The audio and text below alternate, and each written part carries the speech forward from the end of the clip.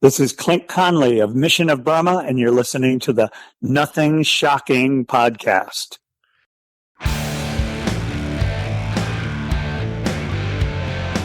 Want to know what's going on in the world of music? Then tune in to the Nothing Shocking podcast, a non-genre based, all ages friendly rock and roll program.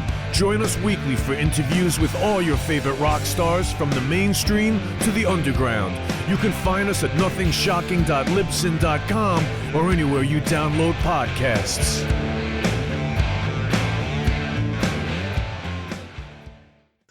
We're putting the band back together. The numbers all go to 11. I'm talking about bands that rock. Led Zeppelin. What about Sabbath? AC/DC. Motorhead. Does that mean it's louder? Is it any louder? Well, it's one louder, isn't it? We're not worthy. We're not worthy. Why don't you just make 10 louder and make 10 be the top number and make that a little louder? These go to 11. I get up off the ground and raise my head. Days like this, think I should be dead. One for Satan, two for me. Let's cheat the devil, it's fun, don't you agree? Welcome to the Nothing Shocking podcast. I'm your co-host, Jeff Untied, and with me in Dog Bowl Studio is Coach Nez. You can find the Nothing Shocking podcast on Libsyn or any podcatchers. Like our Facebook page or follow us on X at No Shock Pod. You can also find the Nothing Shocking podcast on Rock Rage Radio every Sunday morning at 7 a.m. Central Time. Our sponsor is Big Strix Vinyl Records and Sports Cards, located in Rock Island, Illinois. New, vintage, and previously owned. You can find it at Big Strix. We would like to thank the Hong Kong Sleepover for allowing us to use their music for our intro and bumper ending. And our guest is Clint Conley of Mission of Burma. And also of Consonant. Yeah, let's get to the interview. All right, good night. Good night.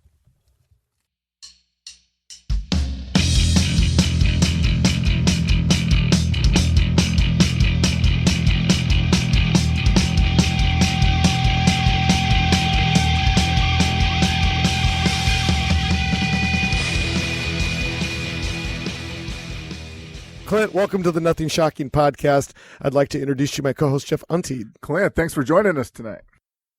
It's my pleasure, gentlemen. Well, hey, let's get right into this. So before we get into your career in music, some of our listeners might not realize your work in broadcast journalism. Talk a bit more about your career in the broadcasting industry. Well, so I after the music, I was a little unsure whether I wanted to continue with it. I was sort of ready for a change. I'd been through some changes towards the end of the music in terms of cleaning up some, personal habits. And so I was newly kind of healthy again. And I just thought it might be time for a change, shake things up, and kind of floated around in neutral for a little while, just doing working for a friend, painting houses, and I eventually I got so desperate. I wanted to do something. Went down. This was before the internet, kids. There was a world before the internet. I went down to the Boston Public Library to look through college catalogs, and it was as random as that. I was just leafing through some of the local colleges, and I saw a program for broadcast journalism at BU, and I thought, maybe I could, that it sounded appealing to me. So I went to grad school at BU and got out of there, and was very fortunate to, start freelancing around Boston. And when I say fortunate, usually you come out of a broadcasting school and you have to go to Bangor, Maine, or who knows, Columbia, South Carolina, or something. All fine places, but you usually have to start small. Right. And I somehow weaseled my way into a couple of stations in Boston doing freelance work. I honestly think they were taking pity on me as I was in my early 30s, and they thought this poor and I was married. This poor bastard needs a break. So whether it was through charity or whatever. I hooked up. Eventually, got a full-time job at the ABC affiliate in Boston in 1990, and so that was seven years after Burma had played its last notes, Burma 1.0, and I was very. I mean, I've really been blessed. I worked from 1990 until earlier this year, 35 years, at the same station, which is kind of a rarity in any job these days, let alone TV, which is just so fluid and flux-oriented. People just move all over the place. Yeah. But it was a very happy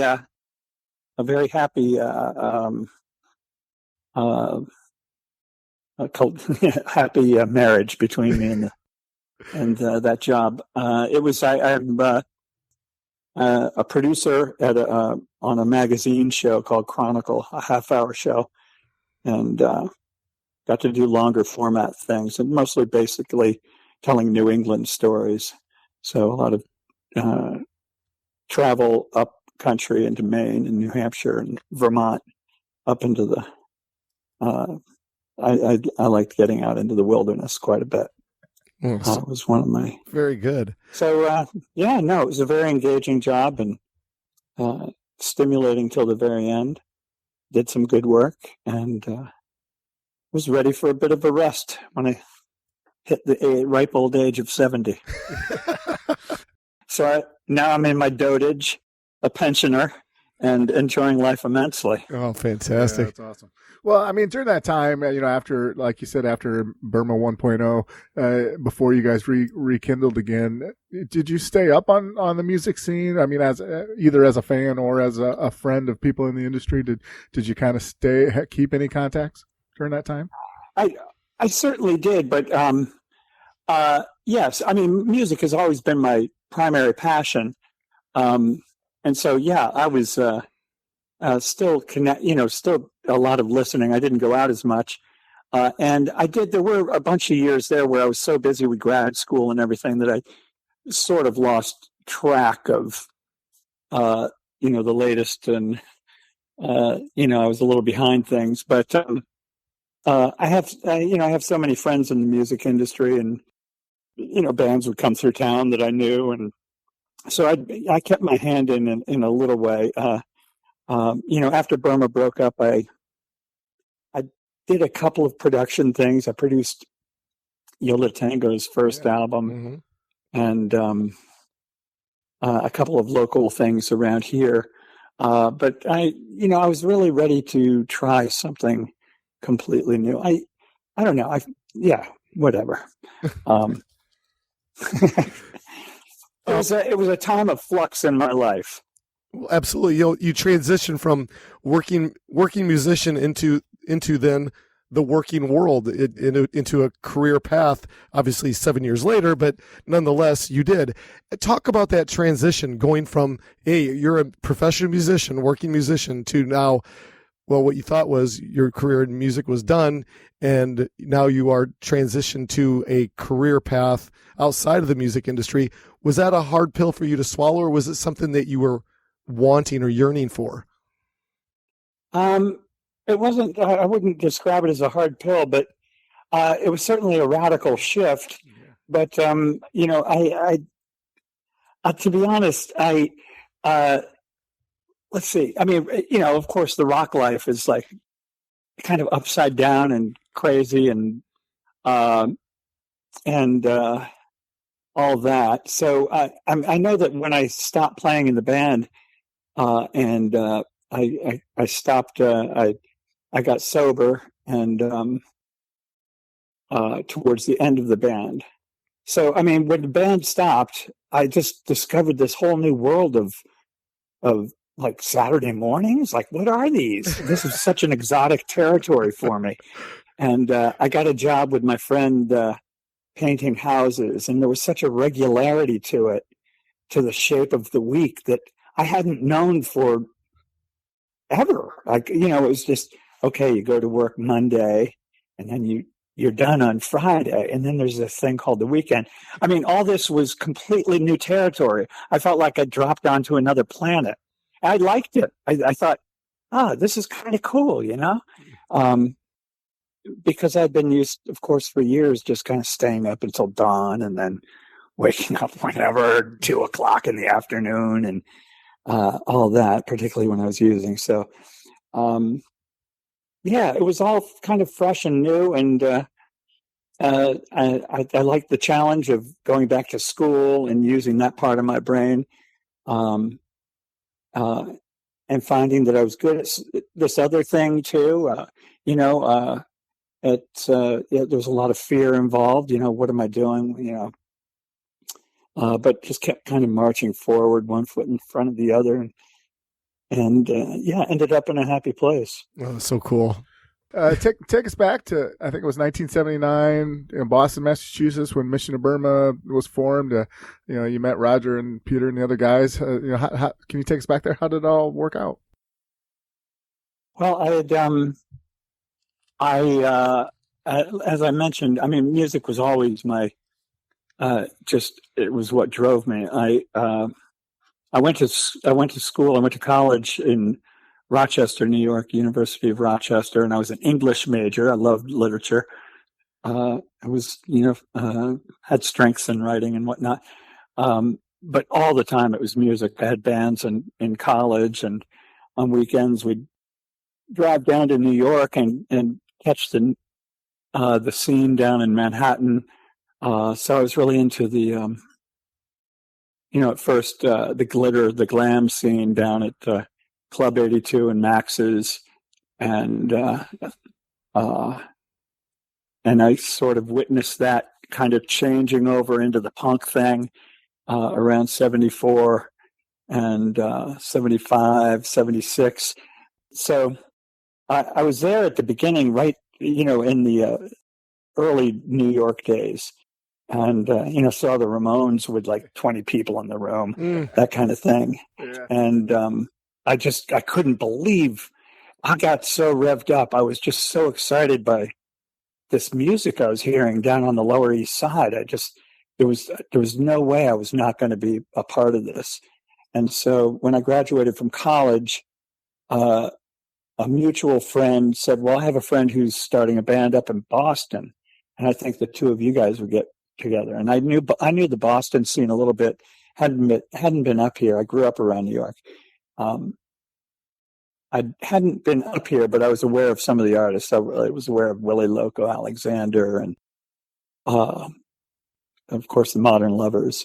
So I knew there was a scene up in Boston, and I hooked up with this guy and moved up to Boston and started and joined his band, which was called the Moving Parts.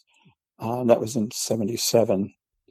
And as it turns out, Roger Miller ended up being the guitarist in that band, and he and we vibed so strongly that we just started, kind of conspiring to get out and do our own thing.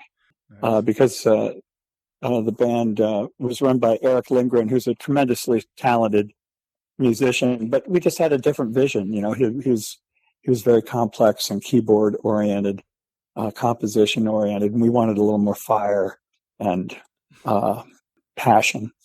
And so Roger and I broke out and in 79, and I think at that time I hadn't written any music at all. I'm sure, and Roger had every reason to believe he'd be writing all the music. But I contributed one song, and Roger was very open about that. I contributed another, and eventually we were sort of twin engine deal. Hooked up with Peter Prescott on drums, and he was just perfect. And so the three of us had our thing, and it was just, what can I say? It was tremendously exciting. It's like we were just filled with a zeal and a conviction that it felt like we were making an argument with the world, and the world was made it plain that it wasn't very interested in arguing with us. It just wanted to ignore us. Yeah. But it really felt like we had something of value, and we were just absolutely convinced of it. And that doesn't mean that there was all parallel thoughts of this is a losing cause. What am I doing? Maybe I should do something else, because there were times of that, because there wasn't a place for our music in a lot of ways. In Boston, there was a lot of there was a very active scene, but it was mostly revved up rock and roll kind of stuff. There were some awesome bands, but it wasn't our kind of music. It was more traditionally based, and we were just a little stranger than everybody. But we found over time, we found like-minded people, mostly out of the art schools. And there was came to be what might be termed the art scene in Boston, or the loft. There were a lot of renegade gigs down in these big empty loft spaces with bands like The Girls and Human Sexual Response, La Peste. A lot of these names never really went much farther than Boston and New York, but these were terrific bands, just tremendous bands, a lot of mutual support. And it was just an electrifying time. It was, I feel very fortunate to have experienced that. That's cool. Well, one of the things I like about Mission of Burma is that, all three of you guys, write and can sing and contribute, and that's just amazing. Can you talk a little bit more about that songwriting collaboration and how it worked between you guys? Yeah, the way it worked in our band really was, I think in a lot of ways, Roger Miller set the tone, just being so welcoming. Yeah. And open-minded about me contributing. Bands are funny things, and people get very territorial. And we've heard a million stories, that kind of, jealousies and that sort of thing within bands. And, just Roger was always so open-minded about my contributions. And so I was always appreciative of that. And then eventually Peter started contributing stuff too.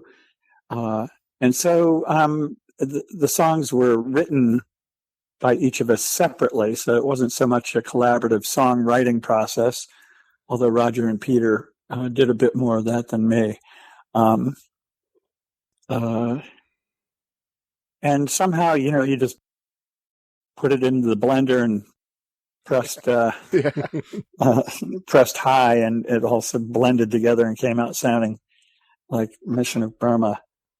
I do feel, I went to a documentary was just released, and I went to the premiere showing or a special showing for people who participated. A documentary on the Boston music scene, and it did give me, put me in a reflective mood. I'm generally not too reflective, but I just feel really proud of the fact that we seem to, carve out a little space for our own that really didn't sound like anybody, and that nobody had made that sound before we, collided in Brighton, Massachusetts in '79. And we made a sound of our own that that's just a very good feeling. It is, and it people still seem to respond to it. Yeah. Well, in 1981, Mission of Burma released the band's first EP, Signals, Calls, and Marches, and then the full-length album Verses in 1982. And those two releases were very groundbreaking sonically for the time period. And they still sound great. Yeah, exactly. And can you talk about? Yeah, thank you. Can you talk about those early writings and those early releases? You're young men did you have any idea that it would set a tone for, I guess, the music industry for what it would become, I guess, to this day? The easy answer to that is no, absolutely. I mean, we were living in the moment and just trying, I don't know, I can't remember much thought process really.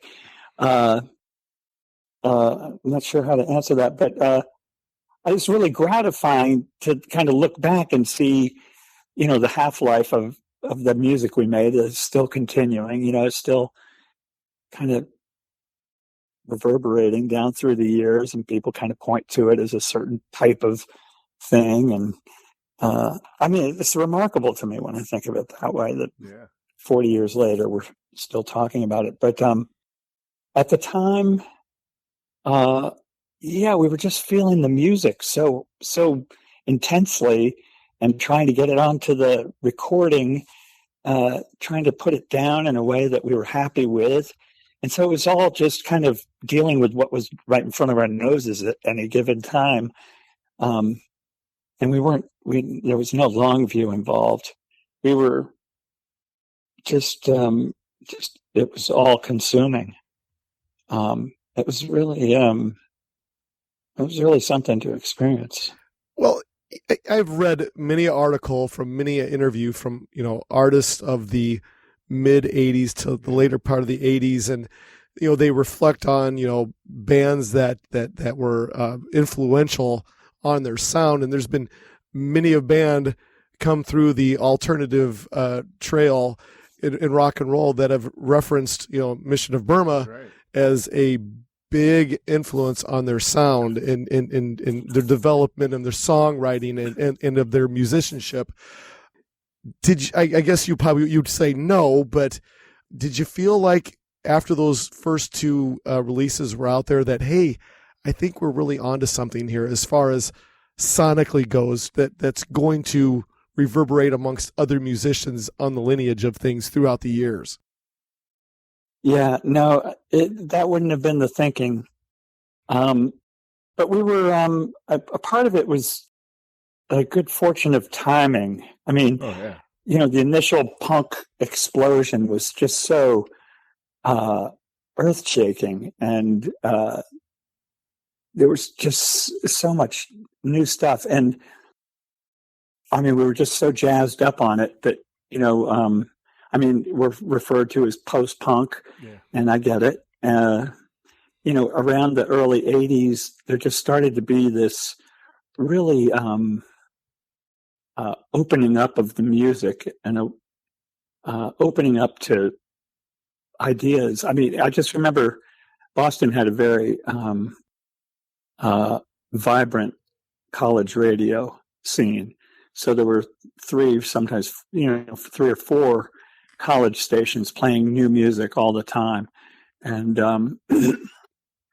there was just a day wouldn't go by that you didn't hear something that just completely blew your mind, that opened your mind, just blew a hole in a part of your mind that you didn't know existed before. I mean, one day it would be, the Feelies, and the next it would be the Birthday Party and the Fall.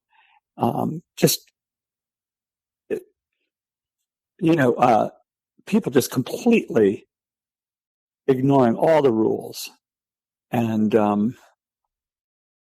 coming up with wildly inventive music. I think that in terms of sheer creativity, it was really just an unrivaled time. And so we were a part of that. So it was like there were no rules, and it was just tremendous fun, very exciting. Can you talk a little bit about the label Ace of Hearts? You guys worked I believe all the early releases were with them. Yeah, we were super fortunate to have met Rick Hart, who was a character around Boston. Everybody knew Rick Hart. He'd put out a couple of records by some local bands, the Inflictors and Classic Ruins and the Neighborhoods. And so he had a reputation for making really cool local records. And he was obsessive in the recording studio. So it was a mix. I mean, we were kind of like fly by night. Let's lay it down, ragged is right kind of guys. And he was super meticulous. So it was an interesting marriage. But so he asked us to do the single Academy Fight song. And that turned out well. I mean, it just took forever to make these records. He was so, finicky. But, just a tremendous guy, very talented. And I think by the time we recorded Verses, we finally learned how best to use the studio. I still think that record sounds pretty good. I think we were still feeling our way with the earlier record and singles. By the time we got to Verses, that we managed to. It was infused a lot more with just the kind of electric live energy, I think. Well, toward the end of 1982, the breakup of Mission of Burma, your band members of Mission of Burma collaborated with Dreadful and the Din. Yeah. Can you talk a little bit about that project and the experiences of creating with Dreadful? Dread was a friend of ours who we knew mainly as a record collector and a very astute music listener. I mean, he'd tip us off to really cool records. I think he was the first person who told me about Wire, for example. Yeah. But at one point he said, I think his wife, who also was on the scene and a big music fan, said she wanted to do something for his birthday. So she, this is my recollection, rented some studio space. I forget the name of the studio, but, and we went down and backed him up on a couple of songs. And it was super fun. And I think we performed a couple of gigs with him, but the roster changed over. It was it morphed. But yeah, I think, and he's still performing from time to time out here. He lives in Vermont, I think. Oh, very cool. Yeah. Talked a little bit about what you were doing in between, after the first breakup of Mission of Burma. But some listeners might not know you had started another band where you took over lead vocals and guitar, Consonant. Can you talk a little bit about? Yeah. You guys had 2 albums. 2002, the first one came out. Can you talk a little bit about? That band and how that came about? Yeah, that was very important to me. So around 2000, I picked up. I really like from the end of Burma until 2000. I really didn't pick up the guitar much. I was just too involved. Going to graduate school, and I got married, and started my TV stuff, having children, and but somewhere around 2000, I actually pulled the guitar out of the closet and just started playing with it a little bit, and kind of went over an idea that I had all sorts of leftover ideas when I kind of at the end of Mission of Burma, and I thought that sounds pretty good. I just kind of fleshed out some older ideas, and one thing led to another. Songs started forming, and I really, it's like a switch went on in my head, and I just started writing music like at a pace that I really never had before, even back in Burma. So it was really, quite an experience. It was almost manic. I was getting up early in the morning before going to work, playing guitar in the garage and taking the guitar in the car with me to work and working on songs during, breaks during the day, that kind of thing. And eventually asked Chris Brokaw, who's a old friend and a man of many, many musical groups, if he'd be interested in working on the songs with me. And he more or less enlisted a couple of guys to play drums and bass, Matt Cadane on drums and Winston Brayman on bass. And so we formed Consonant, and it was just I was just really feeling the music again in a major way. So it was kind of this music explosion came out of me, and been dammed up for close to 2 decades, and it was an amazing feeling to be back, have that part of my brain working again. So those guys, they're busy musicians. Chris, are you familiar with Chris Brokaw? He played in the Boston band Come, which was had a good run in the 90s, and Codeine. He's played with Dando and a million people. And Cadane on drums has his own bands as well, The New Year, Bedhead. So there was kind of push and pull about trying to, it didn't make, I just, I couldn't keep it sustained forever, but, and also at around that time, the music was switched on in my brain, and the idea of doing a Burma show came up. I thought, well, okay, maybe, sure, why not? And so Burma kind of came in, and so that was 2001, I guess. And we did we lined up a gig in Boston and a gig in New York, and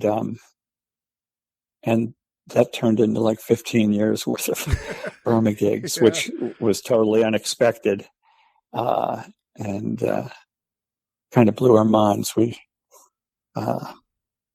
just rode that out for a little while. It was amazing. Well, let's talk about that a little, more.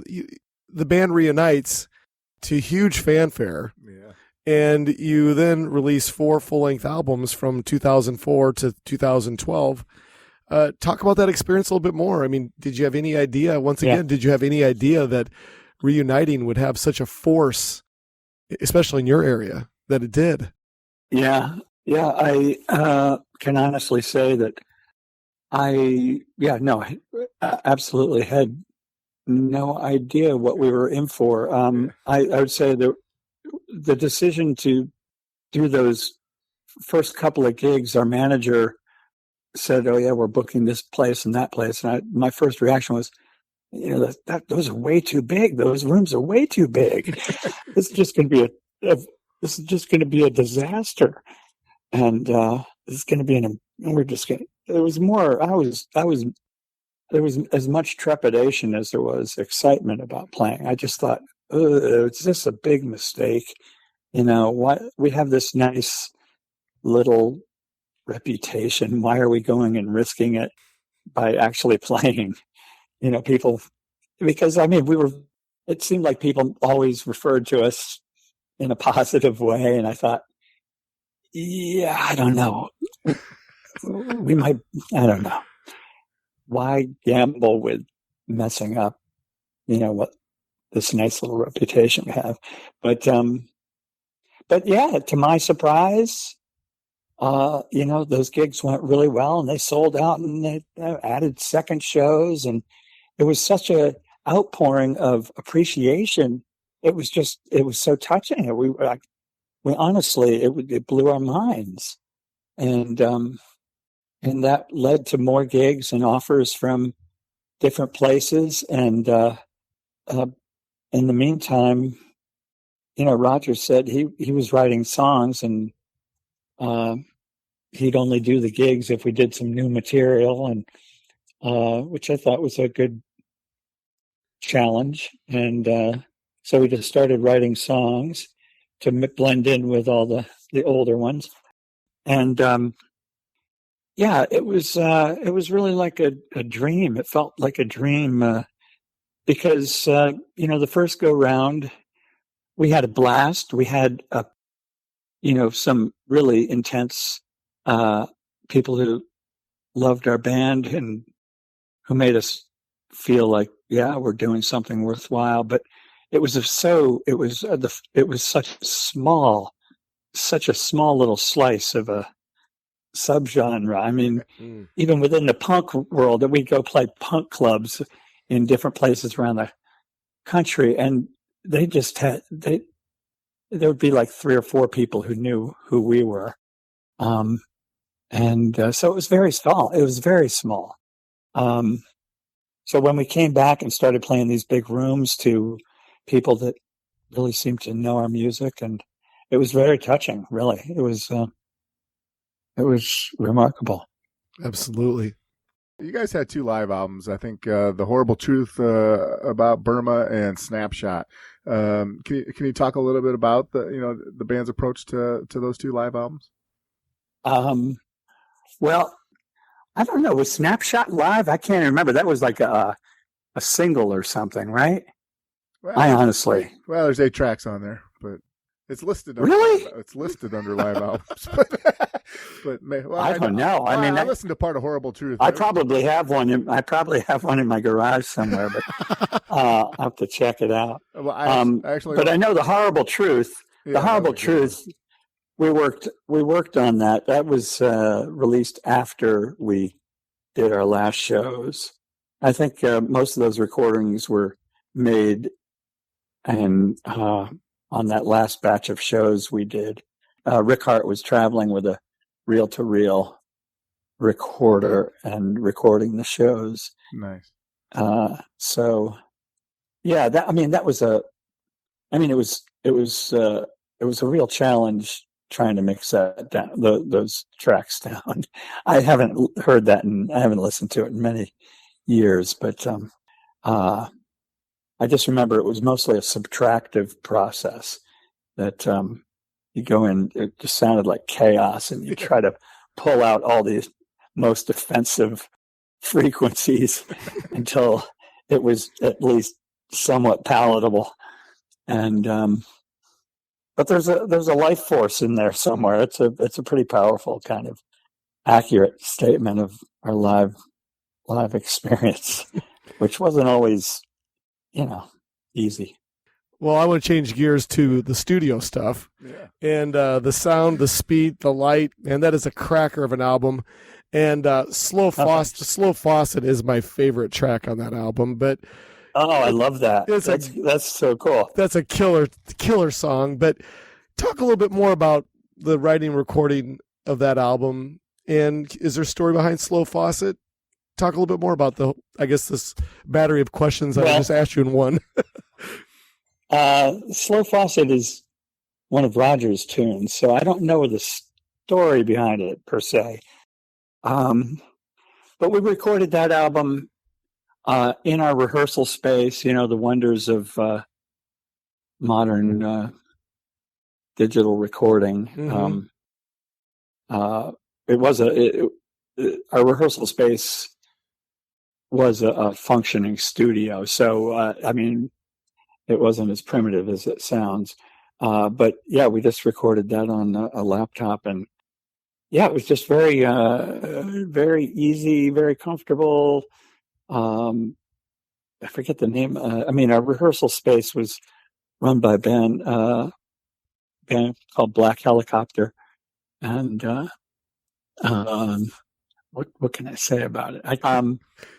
It was just our usual thing. We didn't slave over rhythm tracks and stuff too much. We give 2 or 3 takes on everything and pick one we liked, and sometimes do a little splicing, but I don't think too much. Oh, fair enough.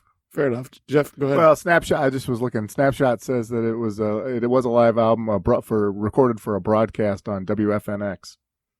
Wow. Maybe that. If it was, I don't know. That was probably a limited release or something. Yeah. I can't really remember that. Well, it wasn't a. Well, recently when I was searching around for your name, I found one that's more of a. Well, I don't know if it's a recent song, but it's more of a recent release. I think it was called "I Did My Own Stunts" with the band Hallelujah the Hills, and then it said featuring Clint Conley. Yeah, that's Hallelujah the Hills is a good band here in Boston that is led by Ryan Walsh, who is probably most widely known. He wrote a book about Astral Weeks and Van Morrison's a great book about Van Morrison in Boston. Cool. Van Morrison's time in Cambridge, called Astral Weeks. But they had this ambitious idea, Hallelujah, to make a 4-disc release of 52 songs. Wow. And categorized it, organized around the idea of a deck of cards. Yeah. So there's hearts, diamonds, spades, and clubs. I forget what. You were on a deck I did of spades. my own stuff. Deck of spades. Okay. Jack of spades. I like that. So he asked me if I'd sing, if I thought I'd want to participate, and he sent me that track. And it was in my very limited range, so I said, yeah, sure. And went down to his rehearsal space and sang it into a microphone while I turned on the laptop. Yeah.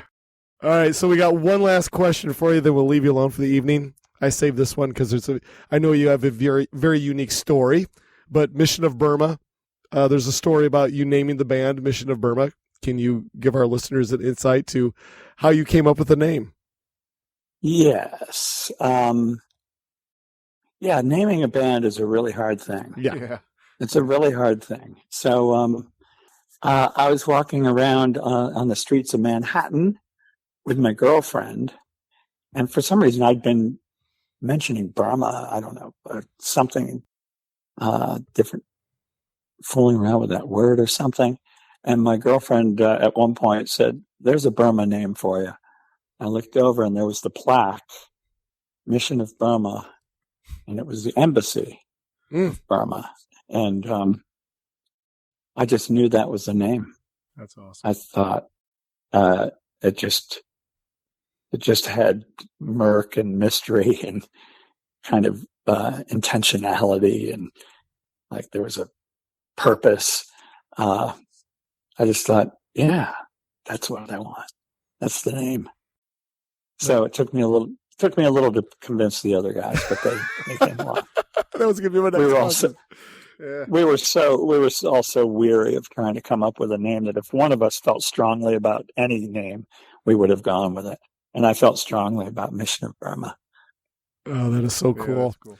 Well, we're out of our allotted time for the evening. Is there anything we left off that you would like us to cover? No. It's always fun. I feel the bottom line, I feel very, very lucky to have been able to experience all this. So, I mean, when I touch in on it, it makes me feel happy. Well, we want to thank you so much for your participation. Jeff will have this thing all cleaned up for you. I'll send it to you, and please share it wherever you possibly can. All right. Okay, guys. Thank you. Clint, thank you so much. It was an honor to have you on. It's been a lot of fun. All right, guys. Take care. Thank you so much. All right. Bye-bye.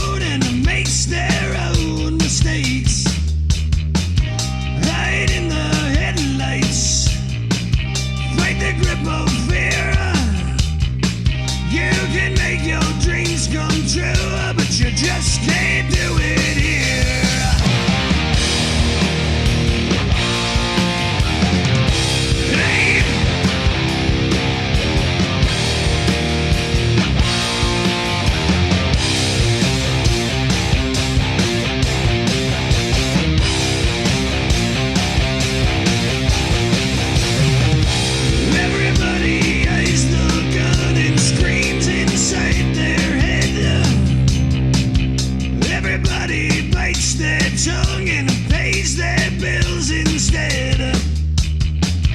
Hide in the spotlights, fight the grip of death. You can have the air you need, but you best not take one breath.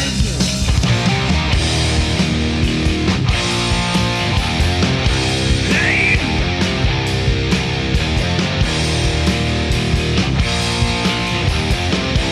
Roll the dice.